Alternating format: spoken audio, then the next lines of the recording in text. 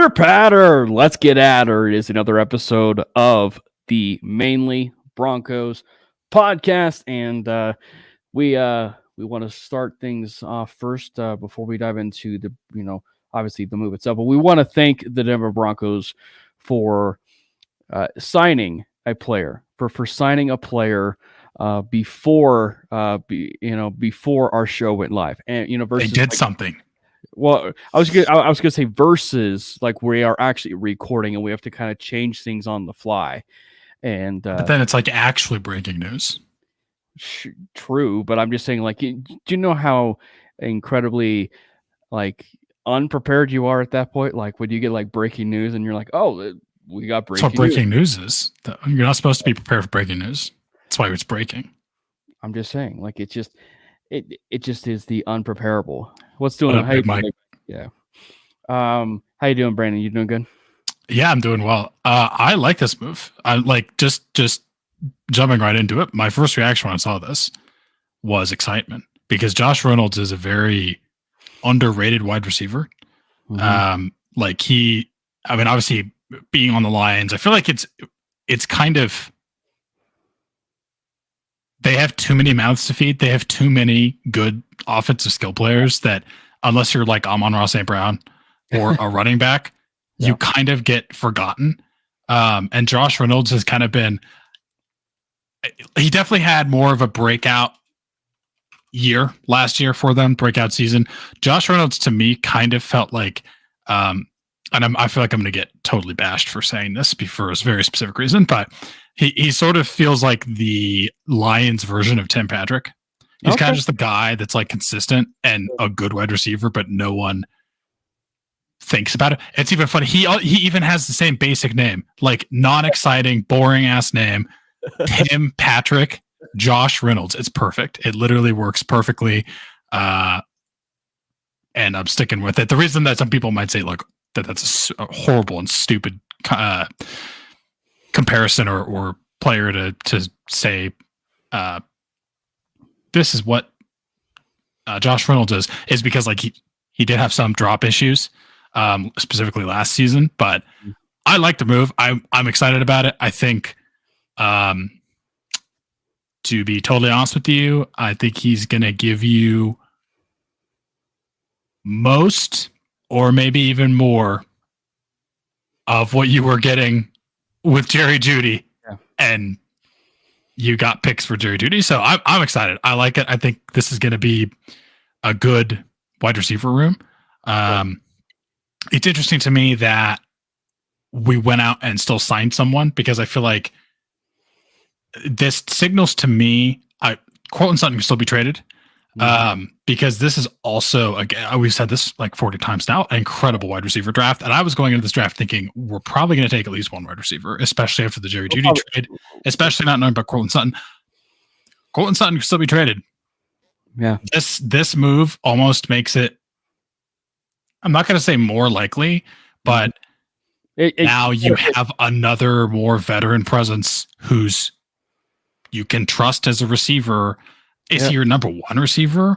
Probably not. But I mean, it gives you more of a known factor because Marvin Mims was he was good, but he's an unknown factor. Like he's a rookie, right? He's young. Courtland Sutton is kind of your main known factor. Tim Patrick's a known factor, but he also hasn't played in a long time. So you kind of don't really know. Like Josh Reynolds gives you that,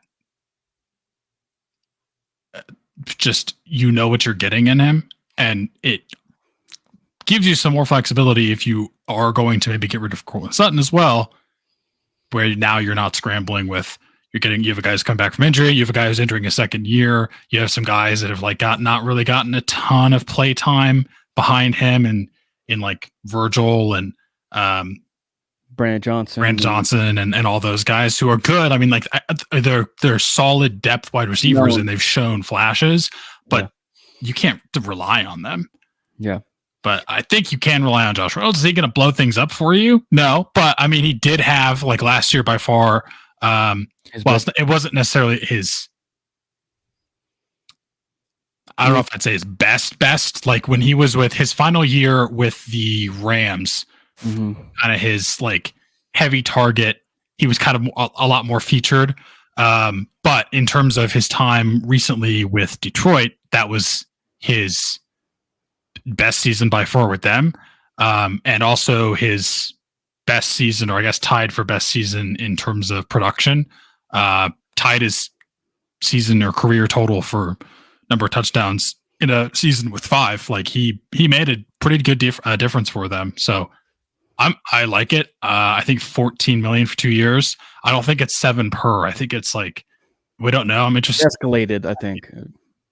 But it said up to. So this might be like a cheap 1 year deal, which I love even more. Like there's literally no downside. And again, we might still trade Courtland Sutton, and we also could still draft a guy. But now we have something that's not just an unknown.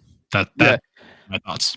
Well, and I think that because that you kind of hit the nail on the head in with Courtland Sutton. My thing is like, even if you keep Courtland, you have a very physical wide. Oh yeah, you can definitely still keep Courtland for sure. But I'm saying like you have a very big and physical wide receiver room now, and actually it's so much so that, and kudos to Robbie for pointing this out. But like you do have now a very physical wide receiver room in the sense that the running game will be vastly you have a upgraded. Good blocking wide receiver. Exactly. And and even for Courtland Sutton, if you keep Courtland, he's a willing blocker, right? And there were times there were, a tad questionable at times, but he's very much a willing blocker. And I think that like if you look at it from also just his overall presence in the room, it does make you question a little bit as far as the Courtland Sutton idea, though, because as much, and I will actually even go a step further, maybe not as much as maybe Courtland Sutton to an extent, also, but also Tim Patrick, right? Because they brought Tim Patrick into a much less contract, right? But he still came back. Yeah. But the point I'm trying to make though, Brandon, is like when we talked about the idea of Courtland Sutton being on this roster, right? When we talked about him being on the roster, what's up, D-Rock? I think that when we talked about it, it was, well, if you do keep Courtland Sutton, what does that mean for Tim Patrick? Well, as fate would have it, both are on the roster, right?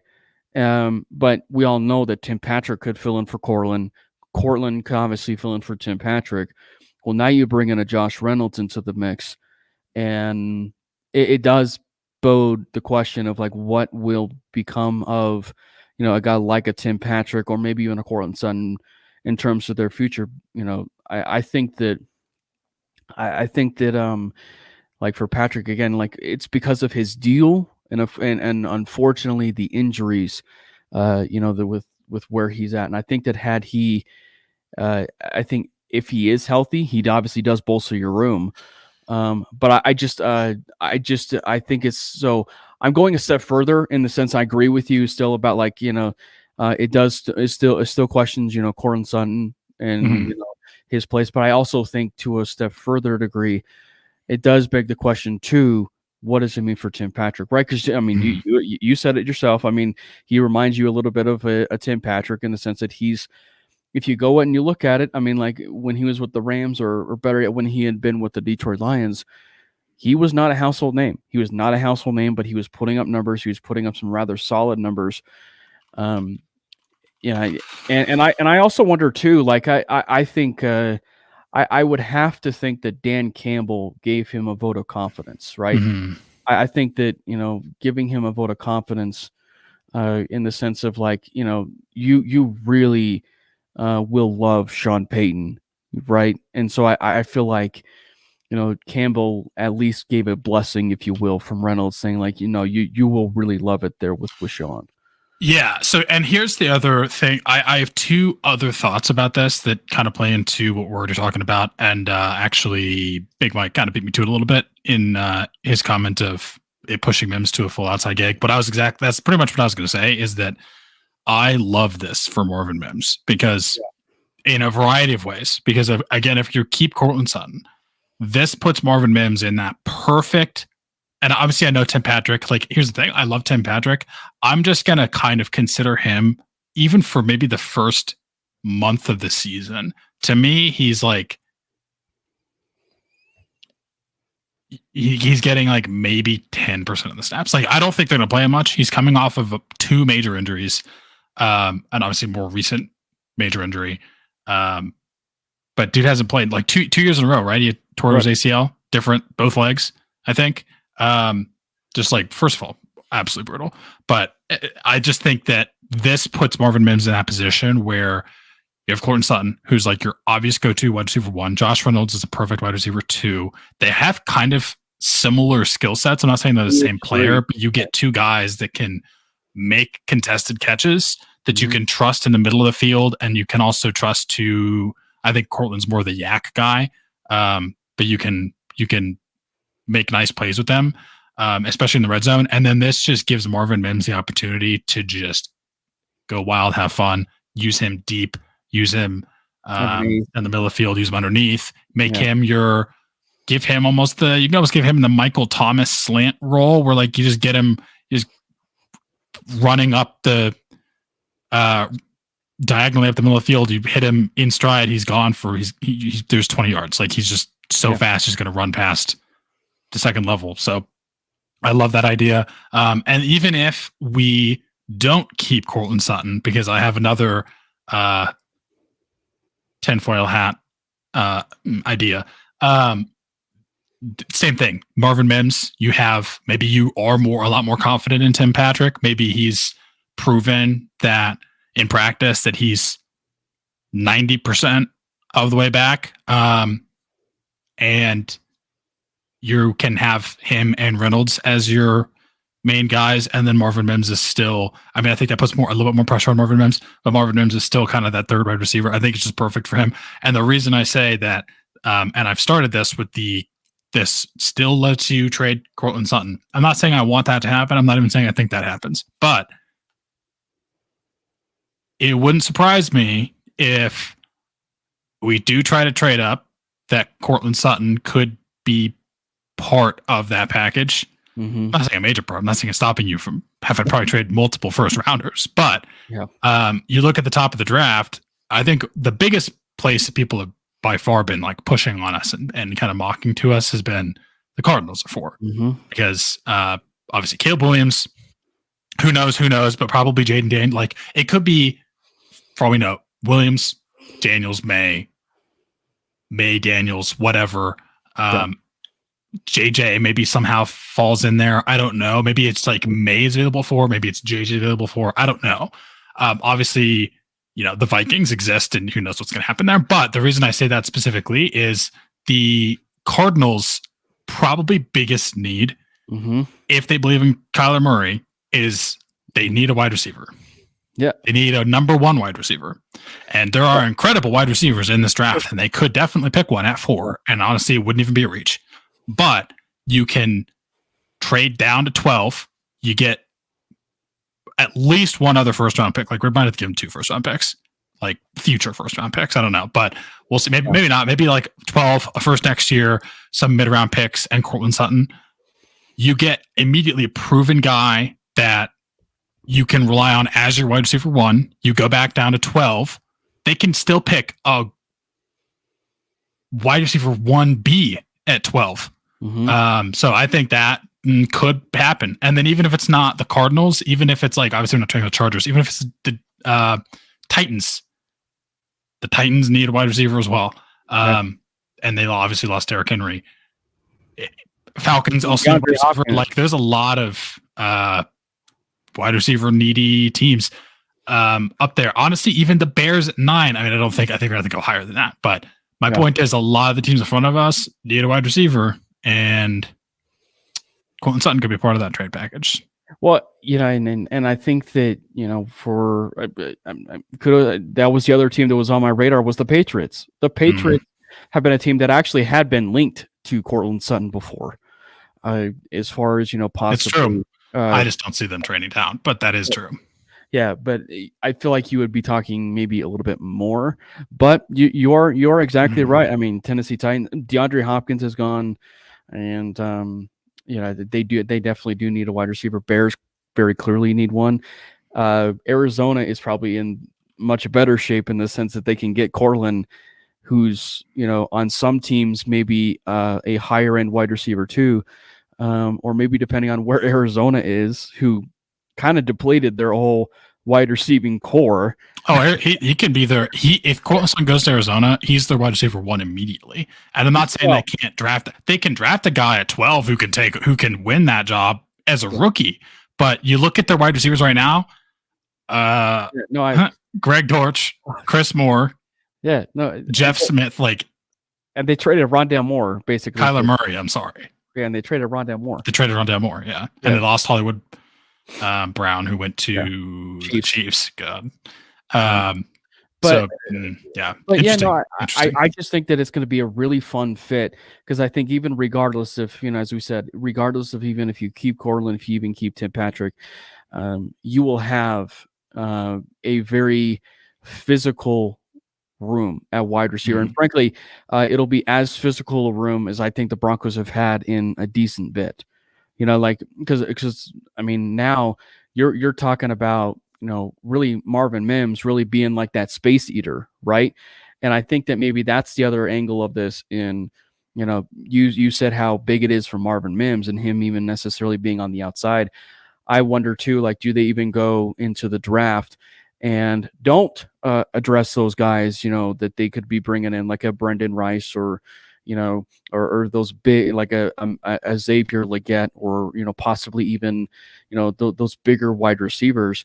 But maybe they are going after like a Malachi Corley, right? Malachi Corley is exactly what I was going to say. Malachi Corley, a Jamari Thrash, right? Maybe even a Javon Baker to a certain extent. Luke McCaffrey is a very famous name, of course. Who we're meeting with. Who we are meeting with. But yeah, Luke McCaffrey is definitely a name that I would probably file away, and I will give a wild card, just in case the Broncos, maybe as a teaser, for our main topic and topic du jour, if you will, for tonight. Ladd McConkey with Sean Payton, and what a lad, man. That's right, Ladd McConkey with Payton, and what he can possibly do, and in that offense, and now with Marvin Mims and the big wide receivers that they have, I mean, I'm really curious to see, if what that would consist of. So, it certainly could be a lot of fun. And if you actually look at, I actually tweeted this just before we went on air. Obviously, pro football grades are whatever, but what made it so notable is his between the numbers statistics, or I should say grades, and that would be from 20 plus yards on. Reynolds had a 90.8 grade. Then you go from 10 plus yards to 20 plus yards, where he would catch 21 passes and drop, if you will, or it would be an incomplete 26 times. So 21 to 26, 5 touchdowns, 1 interception, where it would total a 99.2 grade. And then from 0 to 10 is where he was 11 of 18, 1 touchdown, no interceptions, of a 91.1 grade. So ideally, when you're looking at that, is like he is a true Sean Payton type guy. And if and when the Denver Broncos do figure out their quarterback situation, you will have a reliable player that can be in the middle of the field. And that's something we talked about earlier, is that so now you're not just talking about guys that you could be used in your Michael Thomas role, meaning Tim Patrick. But also maybe even a Courtland Sutton. You also have a variety of different options that you could use in your Michael Thomas role, whether as what you just talked about earlier, Marvin Mims. You can use Tim Patrick in those roles. You can use Sutton in some of those roles. And I think that that's what makes this a little bit so creative, is that I think that, well, let's just say it this way. We could put aside the Michael Thomas rumors now because like them signing Reynolds, Michael Thomas isn't happening. Yeah, probably not. But I mean, like the idea is, that like what better way to necessarily replace Michael Thomas, with, in terms of like with what Sean Payne had with 3 guys that are far more capable of fulfilling that role. What's up, Carter? Thanks for chiming in. By the way, and there is no mock draft, Carter tonight, so you don't have to worry about no Pro Football Focus mock draft. Oh God, you don't need to worry about that here tonight. I'll tell you what, we said I need a crying Cam meme. Josh. I'll tell you what. We said we are going to save this for the end of the show, Brandon. Why don't we just talk about this and lump them all together? One of the bigger news of it was, of course, the uniform. The tease of the tease of the uniform, and I'm excited. I am definitely excited. I listen, when you are a Denver sports fan, or I should say a Colorado Rockies fan, and your team has been bracing the exact same logo, same jerseys necessarily for 20 plus years. Look, I love the current jerseys that the Broncos have, but you are still in that same time frame of 20 plus years, and when you have new ownership, you have a new head coach, it just screams it's time for a new uniform change. And I love the fact, Brandon, even though it's, I know people like yourself were not necessarily like saying like, oh, it's not a full redesign then, but I like the fact that I like that. I had to throw that in there, but I have questions, but go ahead. But I love the fact that the colors will stay the same. The logo will stay roughly the same itself. I'm sure it'll be more pronounced. So that was my question is like, I've seen some interesting things. Like you've heard about, there was obviously like the whole, are they going to just like totally change the logo? Are they going to go back to the D, or what are they going to do? Obviously the news kind of like put that on ice, in that it's like the logo is going to stay the same. But what does stay the same mean? Does it mean that it's like the same demon horse, if you will, or are they going to keep that but like make some changes to it? Because I also remember seeing that there's going to be it's almost like a reimagining of the demon horse head, because I'm actually down for that. From what I saw in like that brief teaser, I don't remember where this was, it looked pretty cool. So when I heard them say the logo staying the same, when I heard that, I was like, oh, it's just exactly the same as it is. But that's my confusion, was we saw that there was some kind of teaser that there was a change being made. Not to like, it looks the same, it's the same, to like the logo in itself is the same, but how they design it and what it looks like and just like the details of it are a bit different, and that is intriguing to me. Yeah, I think that I think that when you look at it from what they were doing, I think it was just a simple NFL wide thing. I think it's, Carter probably put it best right here. It's like a tuning. Mm-hmm. So I think that like that's probably the best way to describe it. So like if you're looking at it from the logo perspective, I'm with you. I actually do think they get a little bit more, I don't want, rebrand is even the wrong word, but just like a different look of the current logo that you have, or a little bit more, just a different variation of it is kind of like what I'm looking for. Maybe it is a demon horse. I just like to call it demon horse instead of just the horse head. I just like to call it the demon horse because Lucifer. But anyway. Exactly, Lucifer.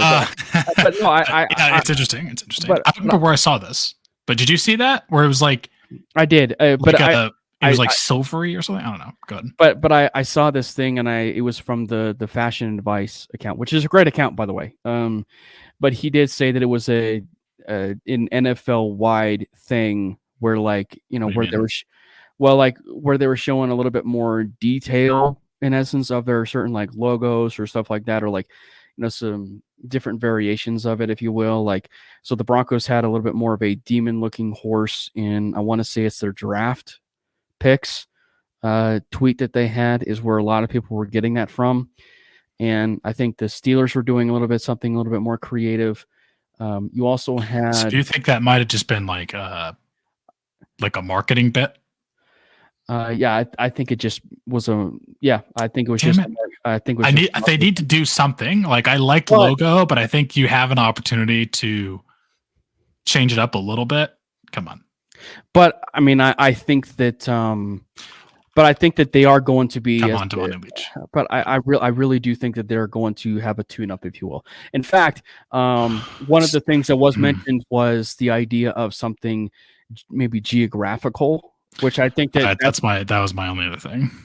And I think that that's why a lot of people are speculating between the 5280 and the mountains. And I mean, like, and they're very likely options, right? Because like if you go and you look into Empower Field and you walk, I think it's the away team. The away team walks out of their tunnel, and it's like, says "Welcome to Mile High," home of, basically like the 5280, right? So it even could be both, right? It even could be both, where it's 5280 and the mountains.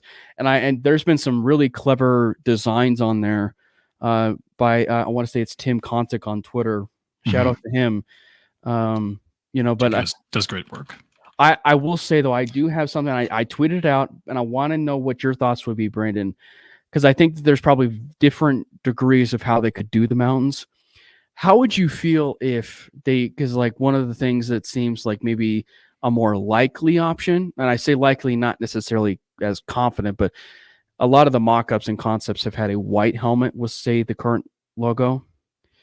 What if they did a white helmet and the stripe down the helmet was actually a mountain range?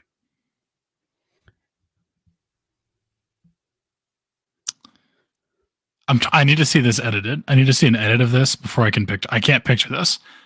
Here's the thing. This is my thought on the whole mountains idea. I don't really care. Well, that's a lie. I kind of care. I don't care as much as other people, because apparently, and this is the concern, is like they put out that whole fan survey of what do people want in the new redesign, the new uniforms, and I feel like it was pretty widespread, just from what I've seen. And I'm sure they put this, they mentioned this in that survey. The fans did that. Almost everyone hated the idea of mountains, because I think they just didn't know. I don't know a good way to incorporate mountains into a uniform, to be honest. Like, I have not seen an example of it done well. But I think that's the biggest thing, is if when people heard him say that something geographic is going to be incorporated in here, that's where everyone's minds went. And I think everyone was upset in that, okay, well, why put out that fan survey if you're not going to listen to the fan survey, because all the fans said, don't use mountains. Yeah. And by the way, one thing, and shout out to Mario Vitanzi. Mario Vitanzi did say that he had it confirmed that they are getting the alternates, which the alternates, as we all know. What do you mean? What? Is the 80s and 90s uniforms. Oh, I didn't see that. I just saw that obviously he had previously just hinted that we're getting new uniforms, which he said obviously is correct. I didn't see the alternates. He basically, I want to say he quote tweeted a tweet of Frankie's, Frankie Abbott, friend of the show, and he mentioned that he has it confirmed that the alternate throwbacks will be happening, but they will be as alternates, not as whatever you want to call it, the primaries, which was everybody's clamoring. See, that would be funny. Big Mike chimes in and says something geographic could do like a picture Casa Bonito. Hold on.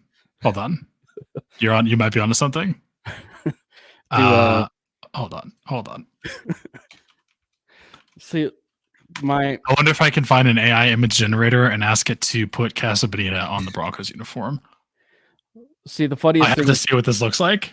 Well, see, the funniest thing is like when I believe it was Damani Leach, and he mentioned about geographic, stuff for these new uniforms. I just couldn't help but think of the Colorado Rockies City Connect jerseys, that were like basically like license plate, like the colorful, Colorado, if you will. I hate those uniforms. I hate it.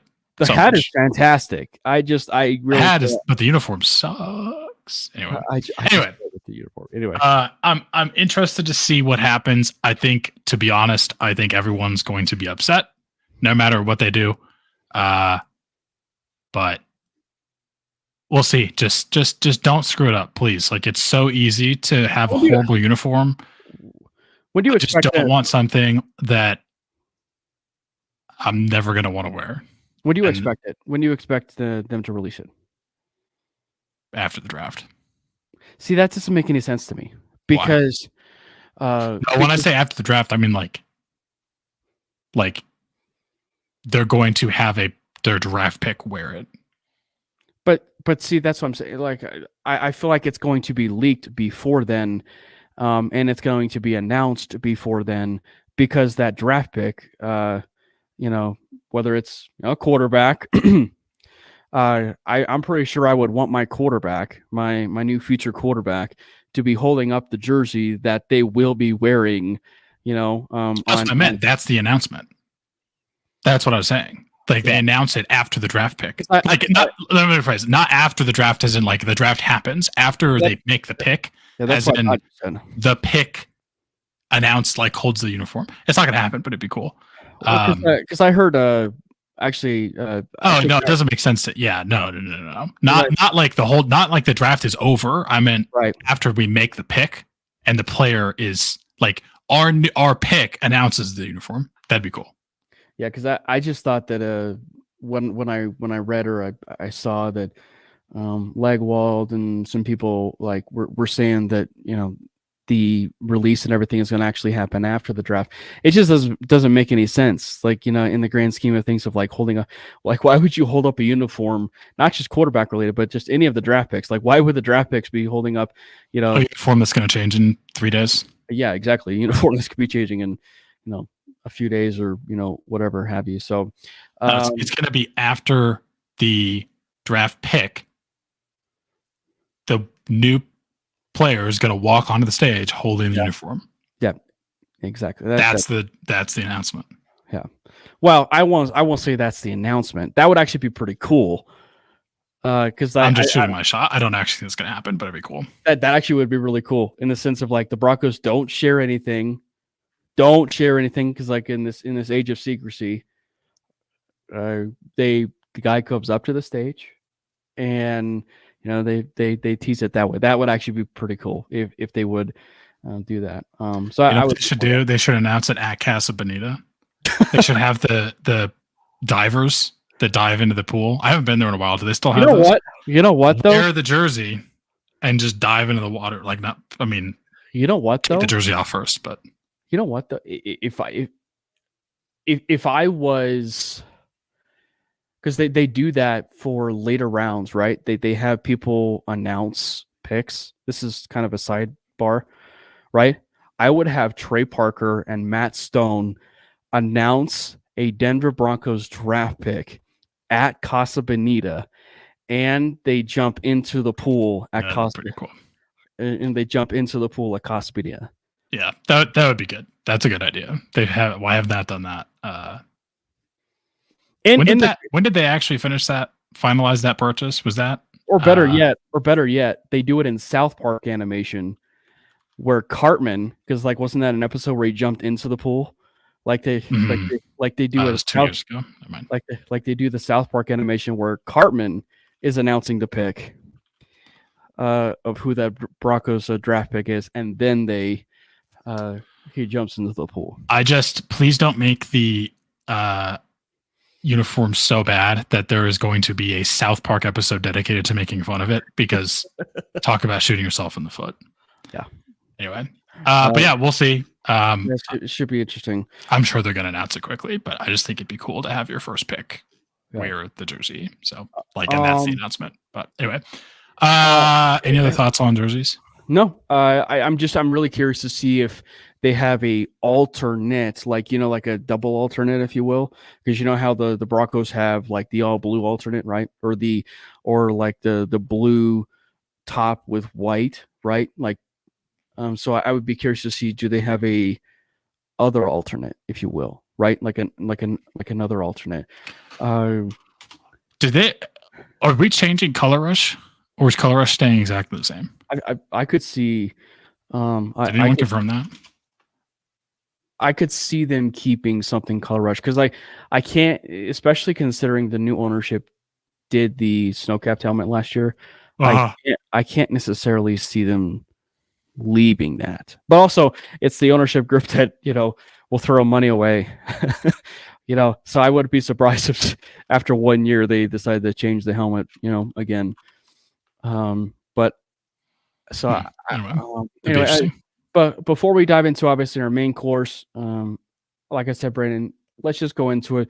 The other stuff, of course, was the rule changes. Some big rule changes, some minor rule changes. Let's lead off with the exciting one, because we just recently talked about Marvin Mims, the new kickoff rule. They're basically going to be adopting the XFL kickoff rule. And it's exciting, and I think that it's one where it will definitely benefit a lot of special teams coaches, and I'm really looking forward to it. So I'm especially for Marvin Mims. What's up, Caden? Thanks for chiming in, man. Actually, I think it's their first time caller. Nice. I think that Caden actually he listens to the show a lot, but yeah, this is the first time I think that he's actually he's commented on the show. Update: the AI image generator has failed me. I cannot get a picture of the Broncos uniforms in a concept that features Casa Bonita. That is sad. Anyway, yeah, I mean, the kickoff rule change, this one was expected. Like we knew something was going to happen here. I like it. I think it's actually going to be fun. Obviously, it cuts down on, because the biggest thing is like it's cutting down on player injury, because you can't get as much of like a running start at the player that you're tackling. So they're like cutting that down a lot. And the XFL did make it pretty fun. I feel like it's kind of easy for people to overthink it, in the sense of like, oh, well, they can't, like, you can't do, like, you're not going to have any kickoff returns ever again, because like there's not enough space to build up steam and have Rod Smith. That'd be sick. To build up steam and like get enough speed to run past everyone and make a play. I don't think that's true. The XFL has proved that that's not true. Like, it's going to be, honestly, it's going to be just as fun. I don't think it's going to even look drastically different, other than just the beginning part of it. I think the whole kickoff experience as a whole is going to be fairly similar. The one thing that's going to be different, though, is touchbacks. I will say touchbacks are going to be interesting. Touchbacks are going to be gone, I'd say. Which actually, if you were Brandon McManus with the Denver Broncos on kickoffs, he should be accustomed to that, because his last few years when he was with the Denver Broncos, or when he was there, he wasn't actually kicking touchbacks, right? Like he was actually allowing the the returner to return kicks, which was such a questionable decision. But now he should fit right in. Well, I mean you can still try to do a touchback, but I think it's just going to be harder. I even thought I heard that, like, with the kickoff rule, that it gets bumped up. Yeah. Like I think it's like not the 25 anymore, it's the 30. I think that it's going to be exciting, though. You're going to get a lot of exciting returns. And here's where, not to go back to maybe some of the purist, this is where I'm at with the Broncos, though. It's like, if Marvin Mims is a primary weapon for you, and we've said this a lot with, a lot of players, right? Now, granted, the Seattle Seahawks did this with Earl Thomas, and, a very prominent player. I will say this. I'm not sure I'm comfortable with Marvin Mims having that kind of prominent role and a prominent role on offense, right? Because we say it too often. If he gets injured, you're talking about a prominent player who's now not just off your special teams kickoff unit or punt return unit, but also the offense, more importantly, right? And so what I would be thinking of is, do the Broncos go to a more of a route of a more explosive? That's a conversation for another day. But just, do they go for maybe a kickoff returner or a punt returner, if you will, that can do both, right? And maybe that was the idea for the Pittsburgh Steelers to go out and get Cordarrelle Patterson, right? So I think that, that's kind of like... I might see Tremon Smith do more there, because I know we kind of started to use him. He was kind of like the backup punt returner. And dude's got some speed and some decent size. Jaleel McLaughlin, I feel like, is going to be a lot of people's like initial name to put out there. I think it scares me a little bit. Size and everything. He's just too small. I think he can do it, but he gives me Isaiah McKenzie vibes, and not good ones. And ironically, Isaiah McKenzie now is good. Bring back Isaiah McKenzie, but at least you didn't say Trenton Holiday until recently. No, not Trenton Holiday. Which, by the way, we'll see. I do think I don't want Mims to do that anymore. I think he's still on the... I think he is. I think we found out he's on a 2-year deal. I think he's on a 2-year deal. Yeah, hold on. By the way, though, could you imagine Trenton Holiday on that new kickoff rule? Oh, it'd be incredible. Yeah, he's still with us.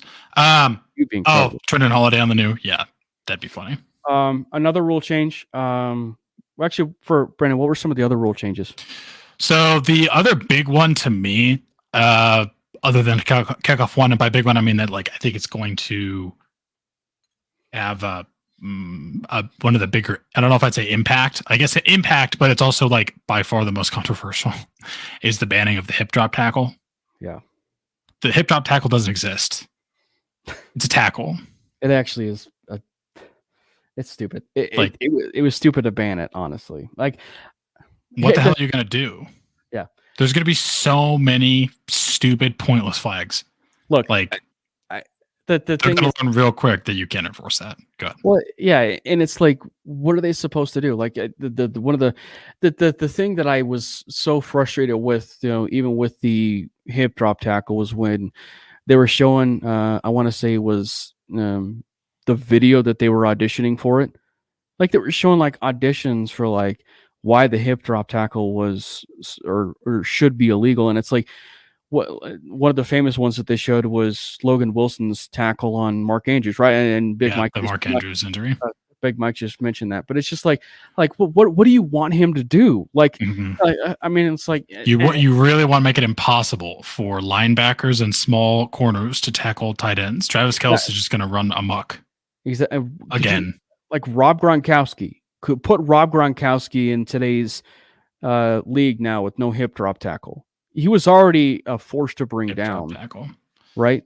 So something to me is like, okay, but you told them to hit low. Well, right, and so, but it's just like, what do you want them to do? You can't hit them low. You can't even hit them high, and even if you hit them high and it's close to the shoulder, you're gonna, call a, an illegal hit, if you will, on Kareem Jackson. Cough, cough. But like, I just think that like, this is just more and more why a lot of people on social media are rightfully saying that the NFL is going in a direction of flag football, and sooner rather than later, because like it's evidence of this, because it's like go ahead. No, go ahead. The thing that's so funny to me is literally the term of hip drop tackle is a made up Twitter term. Mm-hmm. No one has actually used that when speaking about an actual tackle in an NFL game. It's just something that went viral as a saying that someone used primarily because of the Mark Andrews injury hit, that just kind of existed. And then the NFL saw it and like, oh, this is a thing because some people are talking about it. This must be a thing. No, it's made up. Literally Twitter got a tackle banned. Yeah. A tackle. Goes to show you how much influence It's so stupid. It's so stupid. As far as the other one, coaches will get a third challenge, and this was actually proposed by the Detroit Lions, and Dan Campbell actually won that one. That's such a Dan Campbell proposition. Coaches no longer have to win their first two challenges to get a third challenge. Now they have to win one of the first two challenges to be awarded a third. And I actually, what really pisses me off about this? Andy Reid wins so many challenges. Don't give him more. But to be fair, like, it's a good rule. It's actually a really good rule because, like, it should never be like you win two challenges, so therefore you get your third. If you win one, why don't you at least be rewarded your third, right? Because like you're basically telling them to like win 100% of their challenges for them to get a third one, right? And the probability of that happening is unlikely. Unless you're Andy Reid. The other one that I thought, and I found this, of course, but was I want to say it was from Tom Pelissero, right? That the NFL is going to look into the idea of reviewing penalties, big penalties in the sense of roughing the passer, intentional grounding, not necessarily challenges, if you will, but I would say, or I should say challenges from like the team, but official reviews, that there will be an official review of like roughing the passer and intentional grounding. My thing here is like, I feel like this is going to go down the route of like, do you remember when, now granted this was challenges for pass interference, but remember back when they were challenging pass interference penalties? And the reason why it lasted 1 year was because, so many referees would go into the booth, review those pass interference penalties, and then they'd come back out and be like, oh, we're sorry, but the call on the field stands, right? So like I could see them, because of the fact that they're so stubborn in what they've with what they've created now with roughing the passer specifically, I could see them reviewing the play, doing an official review, and spending time for like a good 3 minutes looking at the roughing the passer penalty, coming back out and be like, oh, upon further review, the call on the field stands. Like, because I just, that's the way that the NFL has been created now. The referees have created that problem. And so because they're so stubborn, I can very easily see it staying the same, despite the official reviews. Yeah, I mean, I think it's going to be, I don't think it's going to make a massive difference, to be honest. Like, I think we're still going to get stupid calls of someone being breathed on too hard. Someone's going to challenge it, and it's still going to be passive, or it's still going to be roughing the passer. Like, it's just ridiculous. But I mean, I guess we'll see. Like, I don't know. Obviously, I haven't seen this in action yet, but I get the sense that you're right. It's just going to be exactly the same as how it was when they said that you could review and challenge the pass interference calls, because they're going to go through the motions of like, okay, we'll review it. No, yeah, it's the same. Right. Calls made in the booth going forward.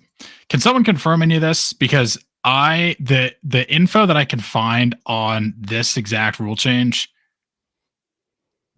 is inconsistent at best. Yeah, the way I saw it was from Tom Pelissero. The replay assistant, more latitude. I haven't seen that it's in the booth. Yeah, I saw it from Pelissero. So yeah, did you see that it says that it's in the booth? I didn't necessarily see that it. I didn't necessarily see it was. If it was in the booth, that's that's a bit different. I think that'll go a little bit better. Like, it's not going to be just so much of an immediate, oh, this was true. So I think that'd be a little bit better, but I haven't seen that. If that's true, I mean, I think just moderate improvement, like slight improvement. Yeah. 5% improvement. Yeah. Anyway, so yeah, that is three of the primary ones that Brandon and I were going to focus on. Are you want to take a dive now into our main course of the Manely Broncos podcast? Now you want to. of why maybe everyone is here talking about maybe, you know, if it was to hit the fan, right? If it was to hit the fan and the Broncos did not draft a quarterback at all. You want to talk? You want to dive into it now? Fan's gonna be pissed. Okay.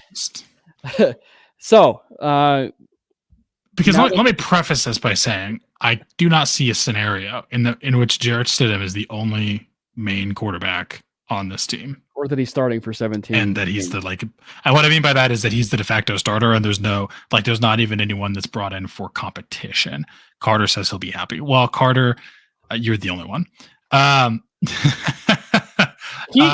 Admittedly, he is like the only person that I know. Just getting the chance to talk to him on Saturday, or just like this time, he might be the only person that I know that would actually be happy, you know, punting on 2024. I just can't see it happening, but I guess we'll find out what it would look like. Just for that, I am going to throw a football into the face of Carter next time we play football. I'm just gonna step away from this conversation. I'm not going to encourage it. I'm not going to say anything. You guys can duke it out yourself. You guys should do the Oklahoma drill together. No. That is a me and Pat. That is a me and Pat Coyote thing. 2 places will be allowed to correctly, objectively incorrect. So that I'm guessing would imply the booth then. Okay, so this is saying the booth can overturn an incorrect call made on the field for intentional grounding roughing the passer. I guess that's what this reads like to me. Yeah. How does that get initiated? The booth can just overrule it, like a booth review, if you will. What they do is do a booth review like they do under 2 minutes, right? They do like a booth review. Right, but are they just going to do that every time now? Or is it only, I will stand on this when we give up the next week first and take both. But all right, so there's no way we take both next to 12. That's interesting. Again, I think, well, I'm interested to see how this plays out with the reversing incorrect calls, but we'll see. That makes it sound better. Yeah, but we'll see. Anyway, so yeah, let's just take it. I just don't see that happening, but I guess we'll find out what that could look like. Yeah, so let's take a step back. Now let's put ourselves into the actual image of what Carter Dillon of the Let's Talk Broncos podcast has been looking at. And okay, that's probably a bad idea. Putting ourselves into the brain of Carter. And possibly punting on a quarterback this year in 2024. That said, though, what could possibly be some non-quarterback options? So here's the thing. I think the first reaction almost anyone's going to have when you tell them, what if we just don't draft the quarterback? Their first reaction is going to be trade down. The first reaction is going to be, we're going to trade down, we're going to get more picks, and not be forced into taking someone at all. Here's the thing. If the fifth quarterback on the board is the only quarterback available 12, I don't see, again, could something happen where someone slips to 12 that people are going to be chomping at the bit for, because stuff like that happens every year? Sure. I just don't see there being someone available where we're gonna need to trade, like where people are going to want to trade up to 12. I just don't see that. Do I think we could probably find a suitor? Sure. Is it gonna be a great value is what I'm questioning. So I'm 100% staying at 12. I'm okay with staying at 12 and not taking quarterback. I'm 100% okay with this. I think there's so many options at 12 that you can kind of go in so many directions, especially if if you have 4 quarterbacks taken in the first 11 picks, that's just going to push more people down. Carter, I fucking hate you because you stole what I was going to say. I was going to say I'm okay with Jared Verse, 100% okay with Jared Verse 12, 100% okay with like Fuaga at 12. Fatanu. If Fashanu falls to 12 somehow, I would be okay with him. Would you take a wide receiver at 12? Yeah, I think that. So let me ask you. The only first we talk about. Thank you. The only position I don't want at 12 is corner. Yeah. What and the thing is, like, we've been down that road. I think that or Bonex. I think that you taking a corner, I think is one, you're admitting, at least on the initial side of it, that you don't want to necessarily develop Riley Moss as your cornerback too, which everything that we're seeing in free agency and everything we've seen in this offseason is they want to develop Riley Moss as cornerback too.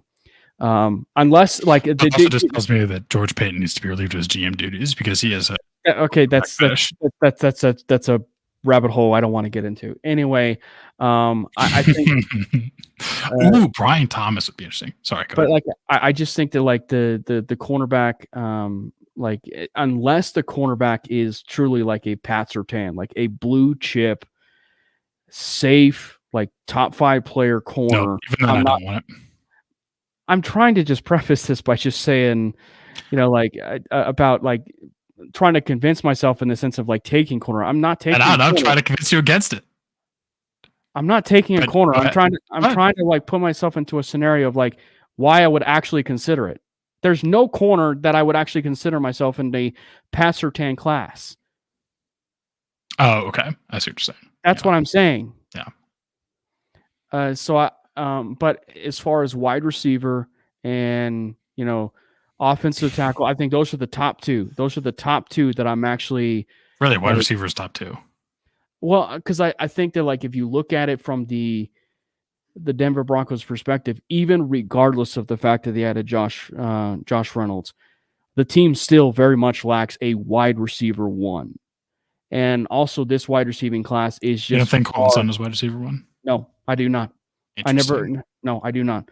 I think he is not. I do. I think he's an amazing wide receiver 1. No. I think he's a wide receiver 1 on some teams. I don't think he's just because like the thing is like the Broncos need just a dominant takeover games wide receiver 1 that you can trust in any situation, absolutely any situation, any quarterback, any situation. And I think that like guys like a Roma Dunze, and that's one of the reasons why I tweeted earlier in the week, like if you have Brock Bowers or Roma Dunze, Michael agrees with you. If you have Roma Dunze and Brock Bowers at pick 12. Do I think Roma Dunze is better than Courtland Sutton? 1,000%. So I'm just saying, if Roma Dunze is and Brock Bowers are there at pick 12, who are you taking? Brock Bowers. I'm taking a Dunze. It's close. I wouldn't be mad at it. I just think Brock Bowers gives you more versatility because he's just a weapon. He's not a tight end. He's a weapon. You can use him in so many ways. He can be the focal point of your offense for whoever your quarterback ends up being, and you're going to be able to get him. Like, hear me this. You take Brock Bowers at 12, and then next year you sign Dak Prescott.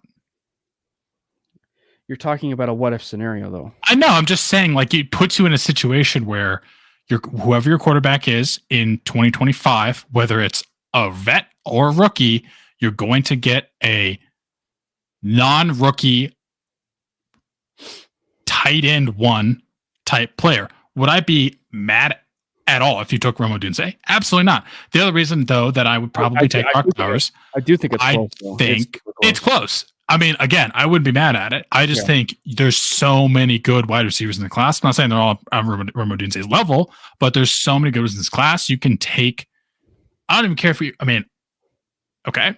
Would it be a little weird? And do I think this will happen? No. But could you take Brock Bowers at 12 and then still take a good wide receiver with your very next pick? Yeah.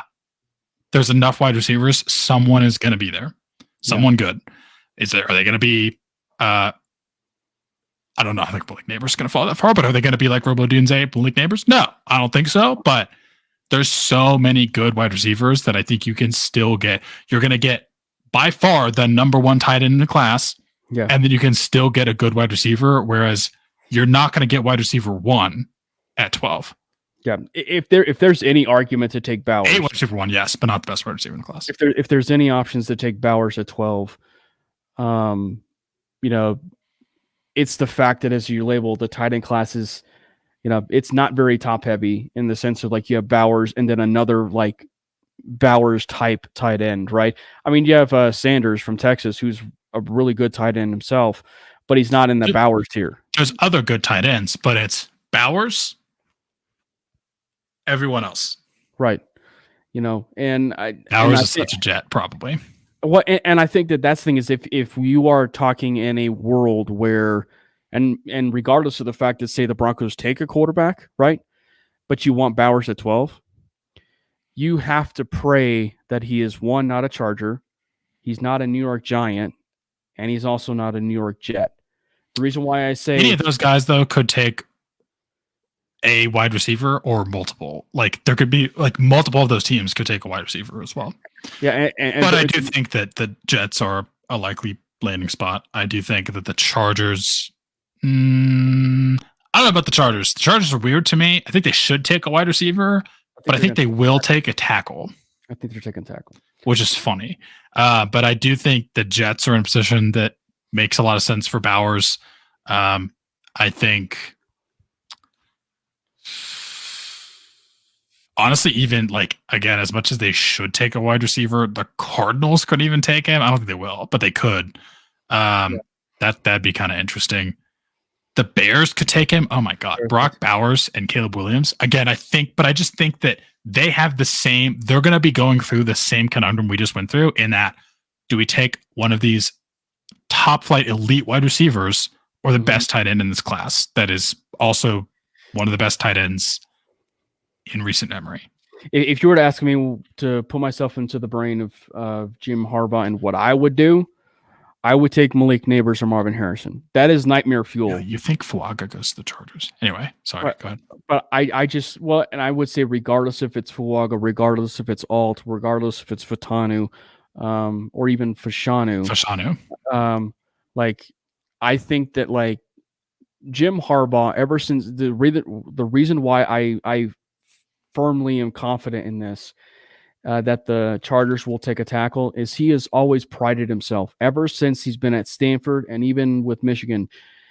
He has always prided himself on offensive line play, strong offensive line play. And he talked about it in a recent interview. Did you see that interview? Yeah, it was great. And so I think one of the reasons why I've kind of said is I think that Joe Alt is he just screams a Harbaugh selection at that fifth pick. I think that they do go tackle, and especially, given the fact that you have maybe 20 players, 20 blue chip players, and maybe half of them are offensive linemen, right? I think is such a good tackle class. I think is one where the Chargers, even if they may not take one necessarily, but I just think that I really do think that the Chargers are really going to go offensive line. And even if Arizona trades into the Chargers slot, the Chargers, the Vikings trade into the Chargers slot, and then at pick 11, they still will take an offensive lineman just because of how deep, that class is. As far as I think if you were to rank it for me, I do have edge in the sense of players for the Broncos that are non-quarterback options. I just have wide receiver, tackle, edge, and then corner. In that order? In that order. You have wide receivers are number one. Actually, no, I would go tackle, then wide receiver, okay. and then edge and then corner. Yeah. I mean, I think I go tackle, edge, 50 feet of crap, corner. Anyway, but wide receiver I'd be okay with. I swear to God, if the Chargers somehow end up taking Fuaga at 11 right in front of us, I'm going to be so upset. If Hassan is still there, I'll take him. But I will be upset. I think, okay, so here's a name that I haven't really heard people talk about a lot. I mean, obviously, we've talked about Jared Verse as kind of like a guy that I'd be okay with taking him at 12. I feel like I haven't seen a lot of people mention Dallas Turner from Alabama.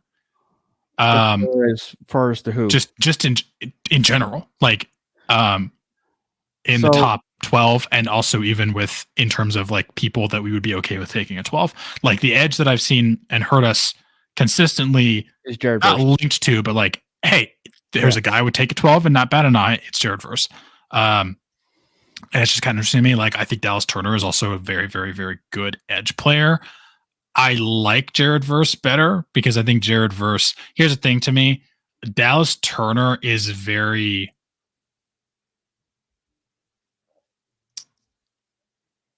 athletic.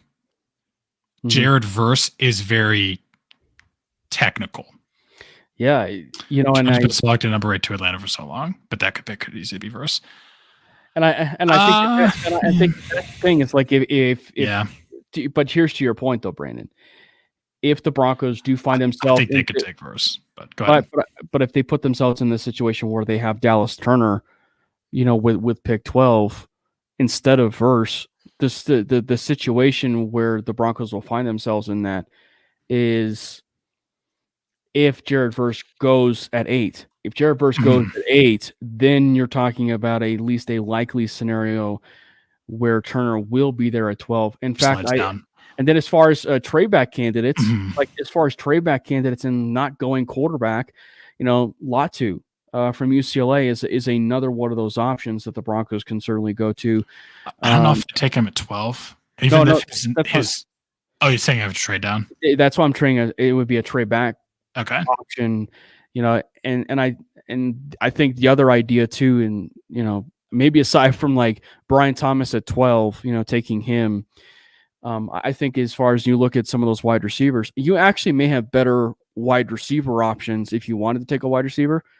If you trade back and you wanted to go for a wide receiver, you do have much more wide receivers at your disposal if you trade back, meaning you could take and you can get maybe one of the dream scenarios that I have if they didn't go for a quarterback in the first round and they go out and they get A.D. Mitchell, and they draft they draft A.D. Mitchell, at that latter half, or maybe even a Troy Franklin. Franklin, slides into the, into the first round, and and the Broncos, decide to take him.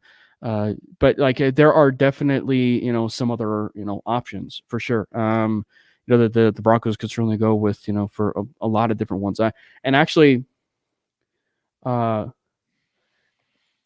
think that. I think too, like as far as corner, I would even look at it from corner's perspective. Like if they wanted to go corner could even be a rather decent option, even going back too. Like maybe depending on how far you go back, but you do have guys like Cooper DeJean, which I would imagine. I don't know how much of a radar, but I would imagine that DeJean was at least on some of the Broncos' radar, knowing the fact that Riley Moss was there and DeJean was there at the same time. And DeJean, being a much better corner than Moss, right? So I'd have to imagine, DeJean and of course too, like the reasons why I bring up DeJean is you have Jim Leonard there, like he is the pride of Wisconsin, right? Like he is pride of Big Ten football. So I have to imagine there's some Big Ten ties there to where maybe they actually like DeJean at corner, versus a Quinion Mitchell or whoever they have. So. I think that the thing I'd be more okay with corner for trade down, but I'm still not going to love it.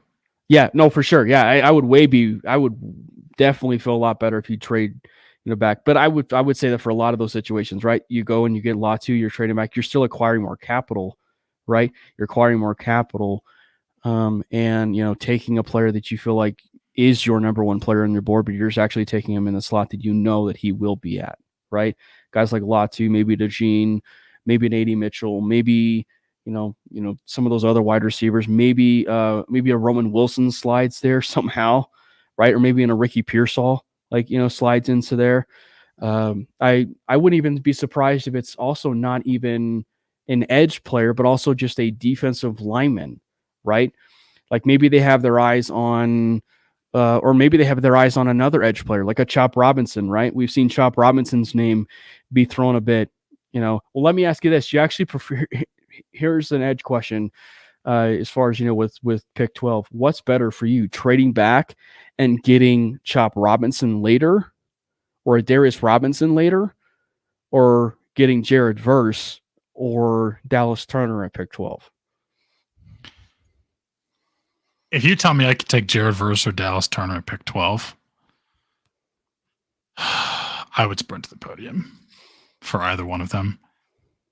I like Chop Robinson. I just think, so this is the reason that I wondered about Dallas Turner and like if he could potentially be there at if Jared Verse goes ahead of him, which I wouldn't be like, I think it's more likely that Dallas Turner goes first, but I think Jared Verse is just depending on what you're looking for. Verse is, I think, going to be more of that immediate plug and play, fantastic starter. I'm not saying you can't do that with Turner. I just think Turner is more of like the super high ceiling guy, but he's not as good against the run as Verse is. He's just not as technical as Verse is. Verse has more like moves and actually like prepares for a pass rush, whereas like Turner is very much like he's a great pass rusher. I just think he's like also just very, very, very athletic and kind of uses that to win, which is not a bad thing. Like you can turn him into an incredible elite edge player. I just think it depends on what you're looking for. In terms of, I think maybe Verse has a slightly higher floor, but Turner has a higher ceiling. But again, I would be okay with either one of them. I'd rather take them at 12 personally than trade back and take Chop. I just think they are blue chip players at that position. And with what we've done, or maybe I should say not done at edge recently, you need a blue chip player. Like I don't want to do any more of these guys with potential that you can take later. I mean, I think Chop Robinson is like a very good player, and he's probably going to go in the top 50. He does or maybe top by at the latest, he's probably going round 2. I just think that if you can give me, he could go round 1, but if you can give me one of the top 2 elite edge players in this class, I'm not trading down. Yeah, and one of the reasons why I even mentioned Darius Robinson is because he's versatile. He had a great Senior Bowl. He won the best player at the Senior Bowl, right? When Joey Richards was down there, he won best player at the Senior Bowl. He's a guy that can play inside and outside. Like, and for as big as he is, like, and moves as quick as he does, like that is. It's really impressive to see what he can do. And actually, funny enough, he's been compared to Cam Jordan. Were you saying Darius Robinson the whole time and not Chop Robinson? Because you also said Chop Robinson. No, I said both. I said Chop Robinson and Darius Robinson. Oh, okay. Same thing. I would still rather take Verse or Turner, but Darius Robinson's very good as well. I just think that the thing that could sway you, is versatility, right?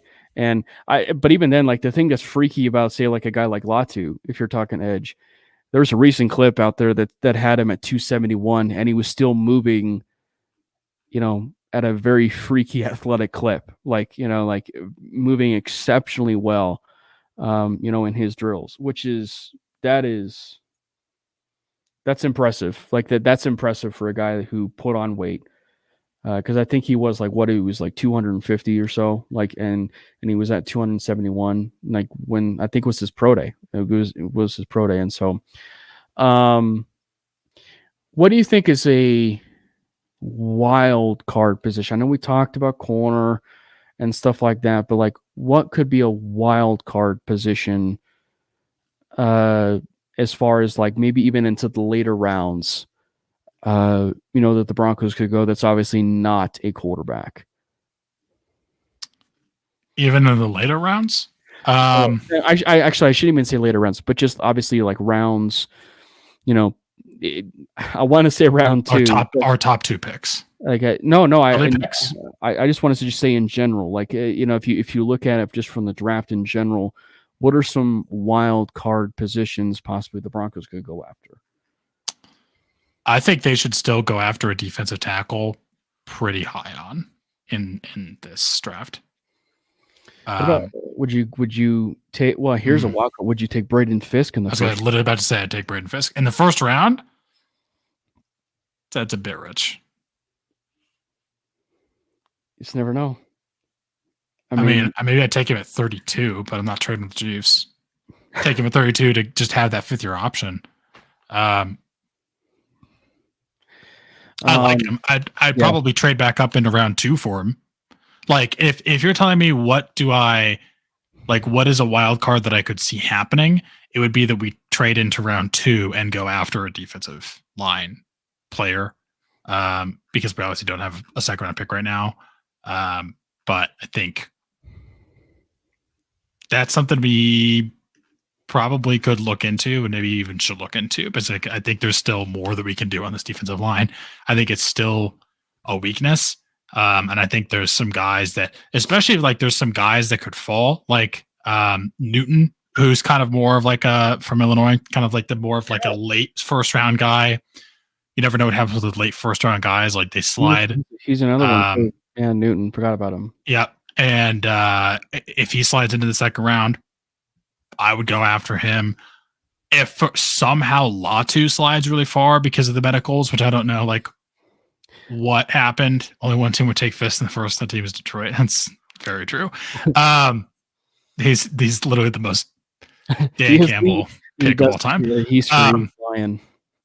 Is it Latu? If Latu somehow falls more, I think his medical's cleared enough that I don't think it's going to happen. But I would sprint to the podium for him. Question for you. I just noticed this from Carter. We just talked about corner. Do you think his value actually goes up because of the new kickoff rule? Because that's the other part of this with DeJean is he may be one of the few corners that's in the 1st round that actually has that special teams versatility where he can be the punt returner and at least that versatility. So personally, no. Mostly because if I'm taking a guy like him in the 1st round, he's my cornerback too. I don't want to put him back there for punt returns and risk him getting injured. They did it with Patrick Peterson though. I know, but you could still get injured. Even if the new rule is aimed to prevent them, I want him playing as many snaps at cornerback 2 as I can, because especially if Riley Moss hasn't developed cornerback 2, I don't know what's going to happen. But you could even use Riley Moss because I'd be okay with using Riley Moss there. He hasn't proven anything. If I'm taking someone like DeJean in the first round, Honey DeJean, Cooper Honey DeJean, Cooper DeJean. I don't know why I said that. DeJean in the 1st round, you're gonna see more star players become returners. I wouldn't surprise me. Personally, I would just, if I'm taking him that high, I'm gonna use him and I want to get as much out of him as I can at corner, and I don't want to take the risk of potential injury by playing him in special teams. Why do you think that the Chiefs stopped using Tyreek Hill as the returner? Even though he was a very good returner, he was very effective. The injury risk is just so much higher, and now it is lower. I get that with this new rule, and could that lead more teams to do it? 100% sure. Would I even be surprised if we did that? Probably not. Would I personally do that if I was making decisions? No, but I'm not making decisions. So, reason why I truly do ask about, some wild card positions and, is that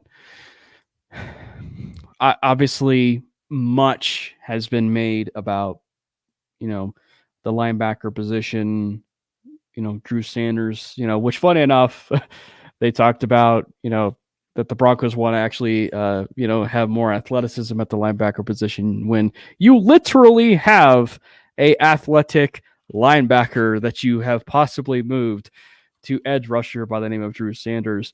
And, this was obviously signing Cody Barton. And even with the signing of Cody Barton, they mentioned that they wanted to get a little bit more athletic at that linebacker position.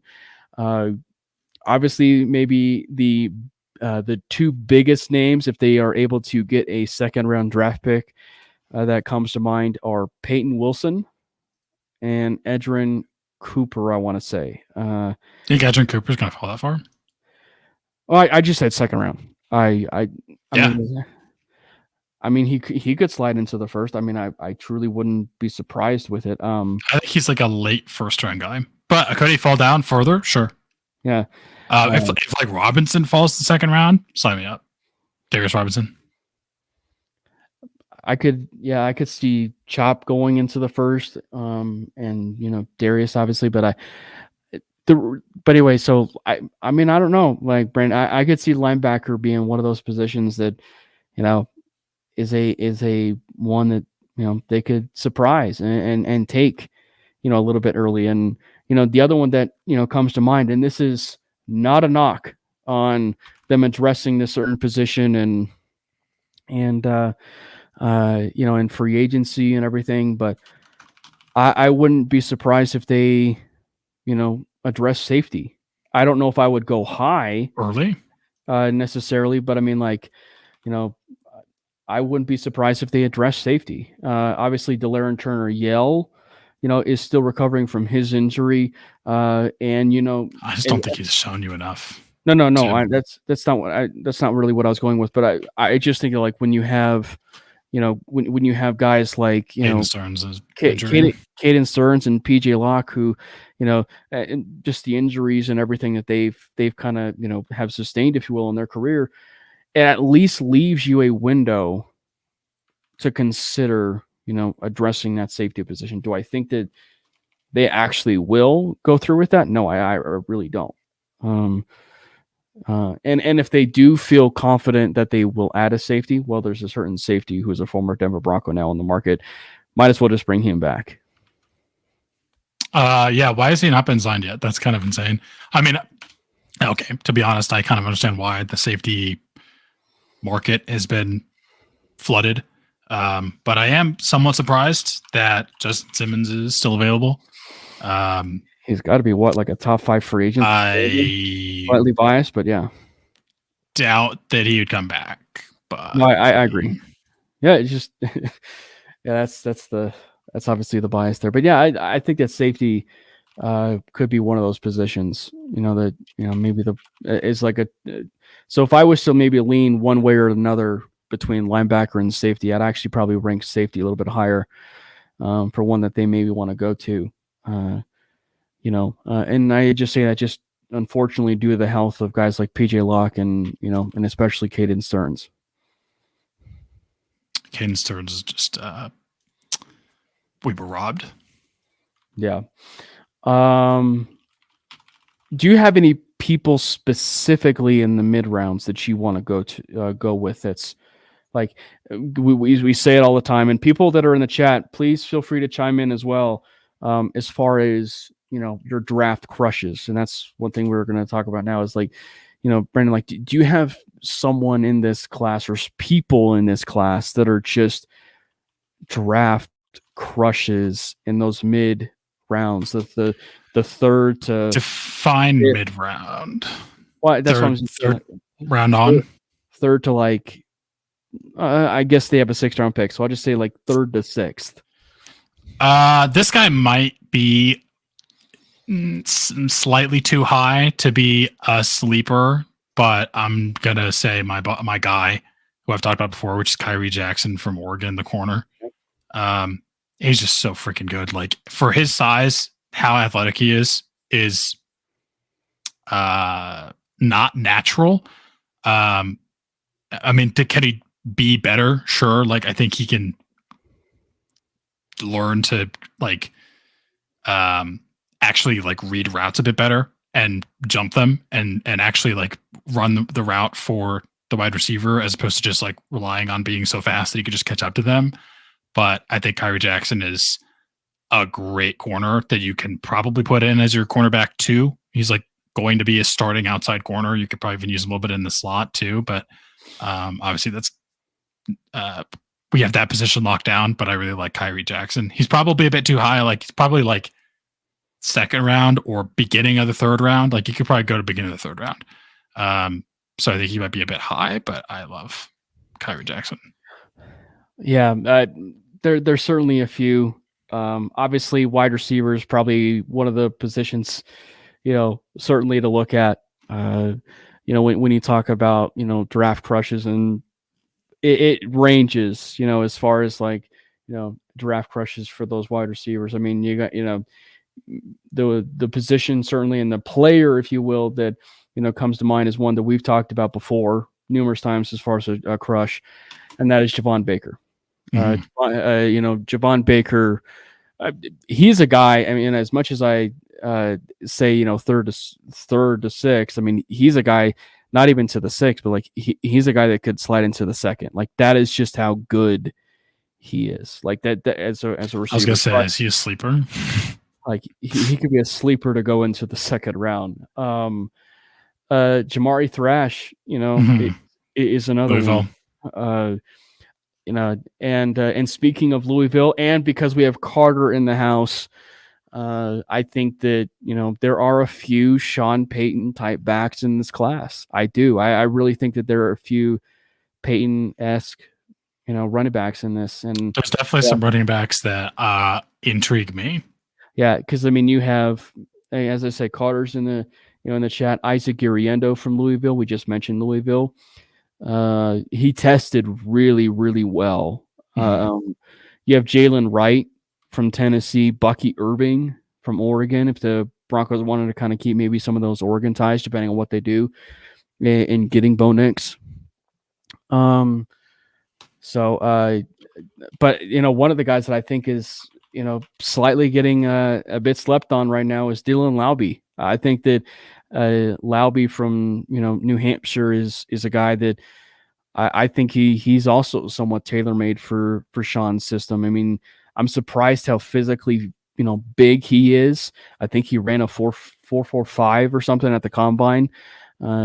He's got some 3-down running back potential, but obviously early on, I don't think that they'll use him in that. But I would be remiss if I didn't mention the running back that I've all been wanting really kind of since day one. And even since, day one, if you will, since the moment he stepped foot at Wisconsin, and that'd be Braylon Allen. I think Braylon Allen is a huge one. Because I mean, you're talking about a guy that is, if you're talking like maybe his highest of high ceiling, like a Derrick Henry comp, based on his size, movement skills and everything, to maybe like an AJ Dillon, right? It's funny that you go ahead. No, just thanks a lot, Carter, for listening, man. We appreciate you and the work that you're doing on Let's Talk Broncos. It's funny that you mentioned the Derrick Henry comp. This guy's not quite as big as Derrick Henry, but if you're talking about a sleeper running back who is still big for running back, it's Isaiah Davis from South Dakota State. Depending on how you look at it, he's 6 foot or 6'1", 220 to 230 pounds, depending on like where you get your info from. Isaac Guerrero, like obviously it's an absolute master freak. But yeah, Isaiah Davis, I just think is a very, he's not like a massive receiving threat, but he's just a big bruising running back that has proven the ability to be a lead bell cow back. I don't think we're going to use him like in that role. I don't think we're going to go to a rookie for that. I think it's going to be probably more of a committee, but he's a guy that's carried the ball 400 times out of the backfield.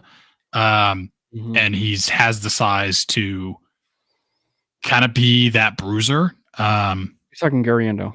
No, I'm talking Isaiah Davis. Gariendo too. Yeah. Isaiah Davis from South Dakota State is what I'm talking about. Yeah. Gariendo too. Gariendo is I was pretty surprised. He's gonna shoot up draft boards. Yeah.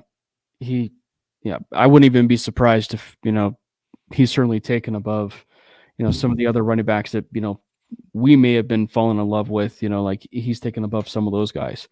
And that's the craziest thing about running backs is like, you see it as a position that, you fall in love with a guy, I wouldn't be surprised if, you're looking at, them being taken above, some other player. But we mentioned Luke McCaffrey. McCaffrey's an obvious one. We would be remiss if we didn't mention McCaffrey. I think it helps that he was a former quarterback.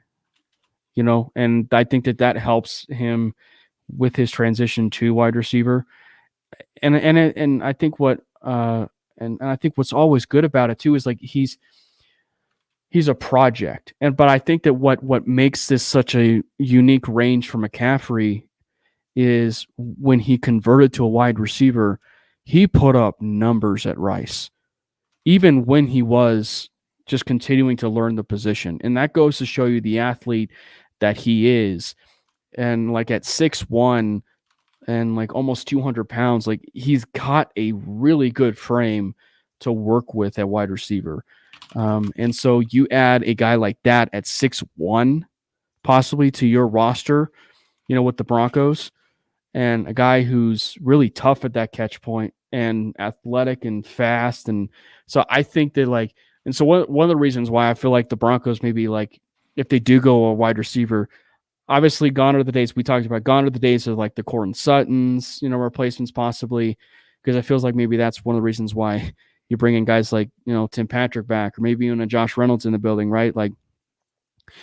But I feel like maybe they do want maybe another space creator within their offense, right? And so I think that's why like a Luke McCaffrey, certainly comes to mind, a Jamari Thrash, if they're able to get to that point, early on. But the reason why I say McCaffrey is because he's such a project. It ranges from he could go into the third round, at the very top of the third round because of his projection, to even that fifth round, right? To possibly even the fifth round, with who he is as a prospect. But I'm very curious to see what the Broncos. Johnny Wilson is another guy, if you're talking about sleeper wide receivers. Right. But the thing I'm torn about that is what we had the conversation with at the Senior Bowl week. Cause it's like, is he a tight end or is he a wide receiver? I don't think you're going to take him unless you answer that question already though.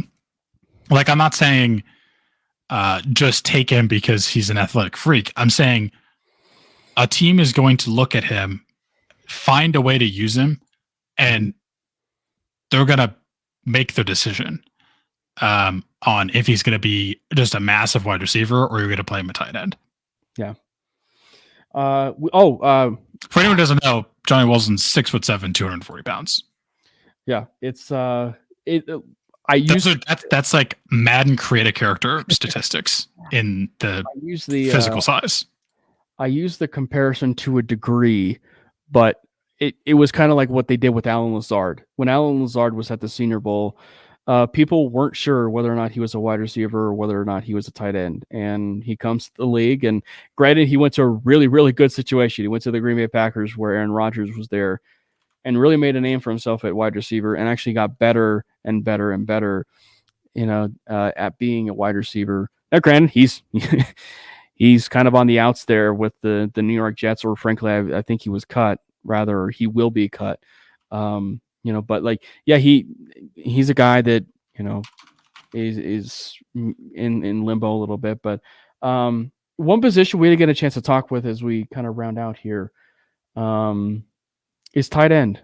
If you were to say who is your tight end crush in some of those mid rounds, like if you were to go with my tight end crush is Brock Bowers, but I get what you're saying. I know. Yeah. If you steal my guy, I'm gonna just punch you through the screen. Good luck with that. I'm gonna try to steal your guy. I mean, it's pretty obvious. I think we have the same guy. It's Theo Johnson. Yeah. Yeah, it's Theo Johnson. But I'll steal the show and say his name, but I'll give you the list. Why do we like Theo Johnson? He's athletic. I mean, kind of like what you described about Johnny Wilson. It's like a guy as tall and freakish as he is, like 6'6", 6'7", 6'6", 260. Yeah, and he runs a 4.5. The craziest part that I think what surprised me the most, and granted, you don't really fall in love too much with the 40 at the combine, but it was just like it was nuts that his second run at the combine was faster than his first one. That's the thing that just was just eye popping to me. But I mean, he's a guy that, and I think the thing that's so underrated. The only thing that, go ahead. I was gonna say the thing that I actually like about him, he's not necessarily you're not going to he's not like Darnell Washington, right? Like the tight end like last year in a sense, but like, you know, where you put him, he's like an extra lineman. Like he's not in. I think we're on the same page. He's not an elite blocker, but one of the things that I will absolutely say is though, you get him in a teaching class and tell him to block, he will try his hardest to be a willing blocker. And I think that that's one of the things that at least convinces me that there is something there that you can at least mold him a little bit to maybe make him a more of a complete tight end. Here's the one thing I'm going to say, and people are going to be mad at me, and you're probably going to be mad at me. The biggest problem with this is we have Theo Johnson at home. So then, his name is Greg Dulcich, because Greg Dulcich is exactly the way that you just described Theo Johnson. But I feel like Johnson, except for the injury stuff. But I feel like Johnson's a way better blocker than Dulcich, though. I mean, the bar is low, and I don't think Johnson's a good blocker. Anyway, what about Holker or Stover or maybe even Stover is interesting. Holker, I haven't really watched a lot, to be honest. How do you not watch a guy that's like literally almost like close to you, Braden? Because I watch CU. Because who doesn't watch CU? I don't. What? For obvious reasons. Hello. Yeah, but it's CU. Like, come on. Anyway, for obvious reasons. That's right. Obvious reasons. I'm gonna move off this topic immediately because I don't want to get into. I don't want to let you go down that rabbit hole. Holker is interesting. Caden Stover is. He's kind of similar to. I think he's like almost the. I don't want to say the opposite of Theo Johnson, but he's a better blocker. I just don't think he's as good of a weapon. Yeah. It's just what's fascinating about Holker is he was able to produce, I mean, like you actually have a wide receiver at CSU who, had he probably declared, I actually was probably smart that he didn't declare based on the wide receiving class in Holton. Like, but like that is one thing you can definitely say with the tight end class at CSU is they do produce. And can we just give him almost to respect the fact that he caught 2 footballs in that drill at the combine, which was on a like one he should have finished it, but the fact that he actually caught 2 of them is really impressive. So like I feel like the best way to explain it is like it's almost like you shoot a 3 ball in a basketball game, and the coach says, no, yes, like a really bad shot, and it goes in. Like that's about the exact same way I would almost explain the drill with Holker. Like he catches the pass, and then he doesn't really finish the drill to a certain extent, but he finishes it, catches the ball, but brings it in and catches another one and finishes the drill. And one, it was actually pretty impressive. So I feel like as a scout, that actually served you well in the long run versus, actually damaging it, if you will. So yeah, we didn't get a chance to talk about tight end. And I just felt like, sliding that in there a little bit.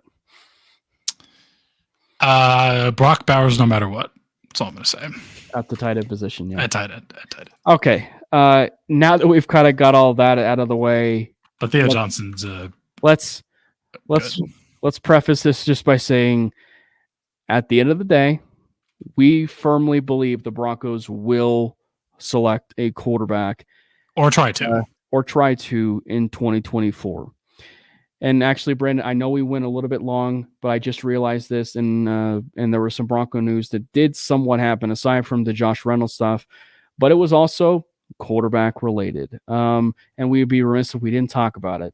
The Broncos are going to be heavily featured in not just we're not just heavily featured in Jaden Daniels' Pro Day. They will also be holding a private workout with Daniels like immediately following that pro day, much like they did JJ McCarthy, which funny enough, you know, I need them to ask him about his elbow, man. Which that was, you almost thought it was Photoshop. I literally thought it was an AI photo. Yeah. Concerning. Anyway. Does it bother you? Like, and we're going slightly long, but like, does it bother you maybe if you're like, let's just put yourself in and I know you're not a Bonex fan, but like, let's just say the Broncos do want to take Bonex, but like, does it maybe shift things a little bit to the extent of maybe they are heavily interested in guys like a JJ McCarthy and a Jaden Daniels? Or does what bother me? I don't understand the does it bother me question. Just like that they may not take a Bonex. Like maybe like let's just say he's your preferred quarterback. You think he's not my preferred quarterback? Doesn't bother me at all. I'm happy about that. No, I'm asking you to kind of put yourself into the shoes of people that are like the Bonex at 12. I just think they're doing their homework. That's what I think is happening. They're doing their homework, and as they should, on every quarterback in this draft to find out if there's a guy that they like enough that they're okay with trading up or attempting to trade up to try to go get him. And I think that is smart football. That's the smart thing that they should be doing. But do you think it's a surprise that they may not, at least that we know of, did that with Bonex? I think there's still time. And we know it might have already happened, and we don't even know about it. Yeah, it's true. Because I will say the one that just threw us all off guard was the JJ McCarthy news that they met privately with him immediately following that, and then obviously they're going to do the exact same thing with Jaden. I think it might signal that they don't view Bo Nix as in the same tier as the other. Well, we haven't heard about Drake May either. Did we hear about Drake May? We did, actually, in the sense that maybe not a private workout, but I know they went to his pro day. No, the pro day is tomorrow. The contingent, but they're going to the pro day, right? That was the report. That they're going to send basically the exact same contingent, right? From Daniel's pro day to May's pro day. Yeah. I mean, I think it just says that they don't like that those top four are a cut above. I think it's what tells me, which is true. But I think there's a few things. I think that I'm agreeing with you. I think that maybe they view, and maybe it's not necessarily Caleb per se, but I think it's clear that maybe they view May, JJ, and Daniels a tick above Nix, but they are very, very, very, very comfortable in the idea with Bo Nix. Now, I will preface this, and I did tweet it today. One of the things that I am very curious of, and given the fact about the Jaden Daniels news, has kind of just have got me thinking about this. I think we at least have to be prepared for the idea maybe the Broncos go for maybe a different archetype than what Sean had been using for so many years, meaning that Drew Brees archetype. And I think that even for that same discussion, it's one of the reasons why I think a lot of people, myself included, maybe even you, but even some national analysts, feel like Bo Nix is the seamless fit for Sean Payton because they see so much of Drew Brees with Nix, But like the fact that, there's actual interest with Jaden Daniels, maybe a Drake May, right? At least that's what it seems. I think that we should at least open up to the possibility that, Sean actually may be more open to this idea that he wants to work with a guy like a Jaden Daniels and even a Drake May, and so I think that we at least need to open up the horizons a little bit, or possibly even a Spencer Rattler later. And so we just need to open our eyes that basically, he's keeping his options open and the team in general is keeping their options open about what they want to do at quarterback. Yeah, which I think they'd be stupid not to do. Yeah. So they're doing the right thing. Yeah, exactly.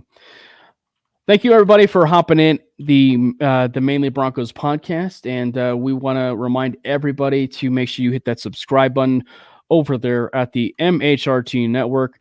And we hope to see you guys on a very next episode of the Manely Broncos podcast, where we'll take yet another dive probably into some more draft-related stuff. Maybe we'll actually go through, maybe start doing some more positional breakdowns and stuff like that, maybe about like some of the positions, maybe get a little bit of a sense of maybe like where Brandon and I are and Matty, when we can get him on, and maybe just get a sense of like where we're at as far as just the overall position groups as we kind of lean closer. And it's worth mentioning because Brandon, I know Brandon, I'm sure is at some point thought of this now with it being draft season. Reminder, as we get closer to the NFL draft, we have two things. We have a big guest coming the week before the NFL draft. We will tease that guest once it actually is going down, if you will. But it is strongly in the works, so expect it, a week before the draft. But also, and Brandon knows this, every single year lately, we have done a first-round mock draft of what we think is going to happen a day before the NFL draft. It's one of the beautiful things about having a Wednesday show before Thursday. So we will do a first-round mock draft, picks 1 to 32, on Wednesday before the NFL draft. It's going to be a lot of fun. We do include trades in that. So it's going to be a lot of fun, and we are certainly looking forward to that. So stay tuned for that. It is draft season, and we are certainly looking forward to seeing what new Denver Broncos we will have in 2024. For Brandon, myself, this has been another episode of the Manely Broncos Podcast. Fast lane when I pass in the street, bag of money in the passenger seat. Simcoe's been asking for me on the road from the west to the east. Way up, I might never come down, cause the coast racking up the flame out. So high, I might never come down, so what, this is my lifestyle.